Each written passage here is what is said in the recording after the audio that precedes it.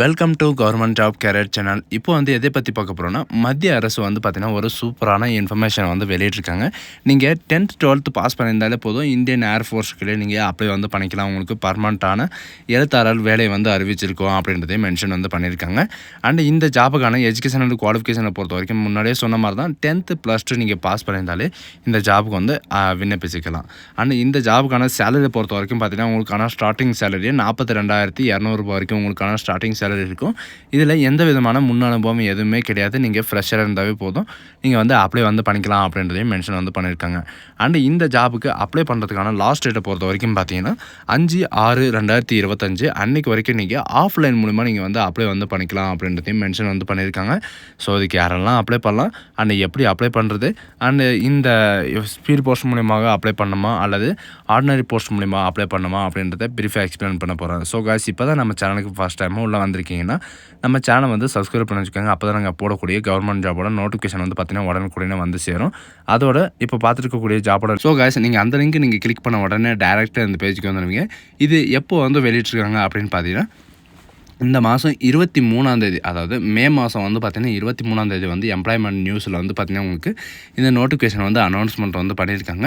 And இந்த notification எப்போ announcement பண்ணியிருக்காங்களோ அப்போ இருந்து பார்த்தீங்கன்னா உங்களுக்கு 30 நாள் டைம் கொடுத்துருக்காங்க. சரிங்களா? அப்போ வரைக்கும் நீங்கள் ஆஃப்லைன் மூலமாக அப்ளை பண்ணிக்கலாம் அப்படின்றதையும் குரூப் சி கேட்டகரி சிவிலியன் போஸ்ட்டுக்காக பார்த்தீங்கன்னா இந்த ஜாப் வெளியிட்டிருக்காங்க.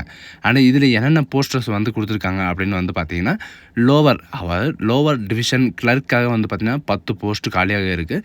அண்டு ஹிந்தி டைப்பிஸ்ட்டுக்காக ஒரு வேக்கன்சி காலியாக இருக்குது. அண்டு குக்காக பார்த்தீங்கன்னா 12 வேக்கன்சியும், அண்டு ஸ்டோர் கீப்பருக்காக 16 வேக்கன்சியும், அண்டு கார்பரேட்டருக்காக 3 வேக்கன்சியும், அண்டு பெயிண்டருக்காக 3 வேக்கன்சியும், அண்டு மல்டி டாஸ்கிங் ஸ்டாஃப்காக 53 வேக்கன்சியும், அண்டு அதாவது மெஸ் ஸ்டெஃப்காக பார்த்தீங்கன்னா 7 வேக்கன்சியும், அண்டு லேண்ட் மேனுக்காக பார்த்தீங்கன்னா உங்களுக்கு 3 வேக்கன்சியும், அண்டு ஹவுஸ் கீப் ஸ்டாஃப்காக பார்த்தீங்கன்னா 31 வேக்கன்சியும், இந்த மாதிரி பார்த்தீங்கன்னா உங்களுக்கு டோட்டலாக 148 வேக்கன்சிஸ் கொடுத்துருக்காங்க. அண்டு இதில் பிடபிள்யூடிக்கும் பார்த்தீங்கன்னா உங்களுக்கு தனியாகவே வேக்கன்சிஸ் கொடுத்துருக்காங்க. அண்டு இது மட்டும் கிடையாது. அண்ட் லோவர் டிவிஷன் கிளர்க்காக பார்த்தீங்கன்னா உங்களுக்கு இவங்க கொடுத்துருக்கிற இந்த அட்ரஸில் ஒரு வேக்கன்சி இருக்குது. அண்டு வாட்ச்மேன், அதாவது வாட்சன் ஏர் கமாண்டன்ட்காக பார்த்தீங்கன்னா இந்தியன் ஏர்ஃபோர்ஸில் ஹிந்தி டைப்பிஸ்ட்டுக்காக ஒரு வேக்கன்சியும், அண்டு இந்த லோவர் டிவிஷன் கிளர்க்காக ஒரு வேக்கன்சியும் இருக்குது. அண்ட் இந்த ஜாபுக்கான ஏஜ் லிமிட்டை பொறுத்த வரைக்கும் பார்த்தீங்கன்னா 18 வயசுலேருந்து 25 வயசு வரைக்கும் நீங்கள் எல்லாருமே நீங்கள் அப்ளை பண்ணிக்கலாம் அப்படின்றதையும் மென்ஷன் பண்ணியிருக்காங்க. அண்ட் இதுக்கான ஏஜ் ரிலாக்ஸேஷன் இருக்கா அப்படின்னு கேட்டிங்கன்னா கண்டிப்பாக உங்களுக்கு ஏஜ் ரிலாக்ஸேஷன் இருக்குது. ஓபிசிக்கு பார்த்தீங்கன்னா 3 இயர் ரிலாக்ஸேஷனும், எஸ்சி எஸ்டிக்கு கேட்டகரிக்கு 5 இயர் ரிலாக்ஸேஷனும், அண்டு மற்ற பிடபிள்யூடி கேண்டிடேட் இவங்களுக்கான பார்த்தீங்கன்னா 3 இயர்ஸ் ரிலாக்ஸேஷனும் கொடுத்துருக்காங்க.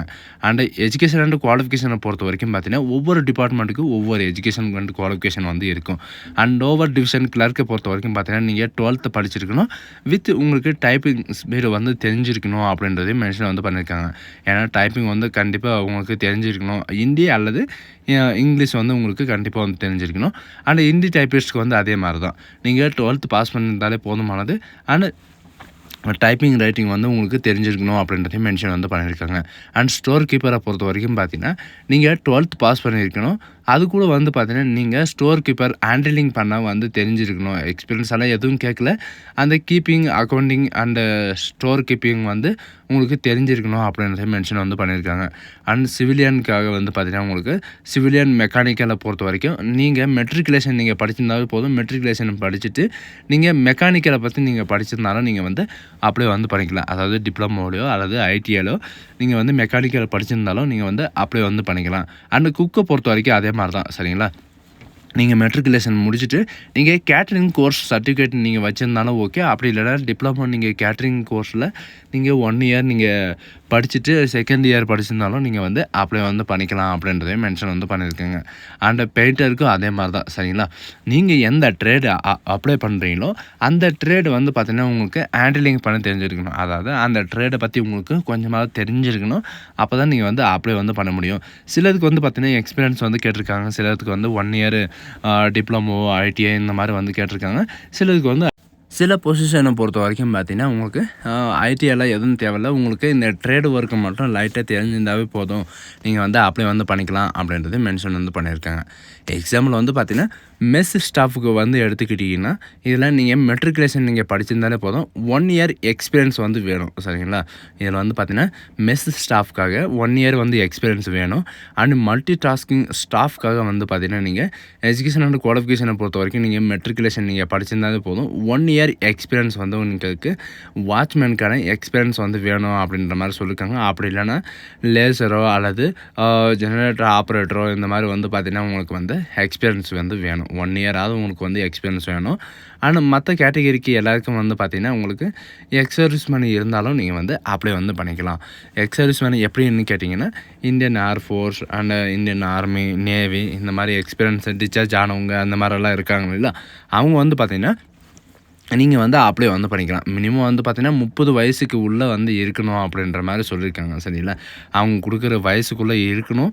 அண்ட் டிஸ்சார்ஜ் ஆனதுக்கப்புறம் வந்து பார்த்தீங்கன்னா, உங்களுக்கு 3 இயர்ஸ் வரைக்கும் டைம் இருக்கு. அந்த 3 இயர்ஸ் வரைக்கும் நீங்க வந்து அப்ளை வந்து பண்ணிக்கலாம் அப்படின்றதையும் மென்ஷன் வந்து பண்ணியிருக்காங்க. அண்ட் இந்த ஜாபுக்கான செலக்ஷன் ப்ராசஸ் எப்படி இருக்கும் அப்படின்னு பார்த்தீங்கன்னா, உங்களுக்கு ரிட்டன் எக்ஸாம்ல இருக்கும். அந்த ட்ரேட் டெஸ்ட் இருக்கும் அப்படின்றதையும் மென்ஷன் வந்து பண்ணியிருக்காங்க. ரிட்டன் எக்ஸாம்ல வந்து என்னென்ன இருக்கும் அப்படின்னு பார்த்தீங்கன்னா, ஜெனரல் அவேர்னஸ் வந்து இருக்கும். அண்ட் ட்ரேட் டெஸ்ட்டை பொறுத்தவரைக்கும் பார்த்தீங்கன்னா, அதாவது நீங்க எந்த ட்ரேடை வந்து அப்ளை பண்ணுறீங்களோ, அந்த ட்ரேடுக்கான உங்களுக்கு எக்ஸாமினேஷன் அதாவது ப்ராக்டிக்கல் வந்து இருக்கும் அப்படின்ற மாரி சொல்லியிருக்காங்க. நீங்க ஆஃப்லைன் மூலியமா தான் நீங்க வந்து அப்ளை வந்து பண்ணி ஆகணும். மே 7ஆம் தேதி வந்து பார்த்தீங்கன்னா, உங்களுக்கு இந்த நோட்டிஃபிகேஷன் வந்து அனௌன்ஸ்மெண்ட் வந்து பண்ணியிருக்காங்க. அண்ட் 23 மே வரைக்கும் உங்களுக்கு அனௌன்ஸ்மெண்ட் வந்து இருக்கு. இந்த அப்ளிகேஷனை வந்து நீங்க A4 ஷீட்ல வந்து நீங்க பிரிண்ட் எடுத்து இவங்க குடுத்துருக்கிற photo and self attested photo காப்பியோட வந்து பார்த்தீங்கன்னா, நீங்க அட்டாச் பண்ணி ஒரிஜினல்லாம் அட்டாச் பண்ணக்கூடாது. ஒன்லி ஜெராக்ஸ் மட்டும் அட்டாச் பண்ணி நீங்க டைரக்ட்டா அவங்க குடுத்துருக்கிற அந்த அட்ரஸ்க்கு வந்து நீங்க சென்ட் பண்ற மாரி இருக்கும். சரிங்களா? இந்த மாரி தான் நீங்க வந்து அனுப்பி ஆகணும். ஸோ காய்ஸ் இந்த வீடியோ உங்களுக்கு பிடிச்சிருந்தா உங்க ஃப்ரெண்ட்ஸ் அண்ட் ஃபேமிலிக்கு கண்டிப்பா ஷேர் பண்ணுங்க.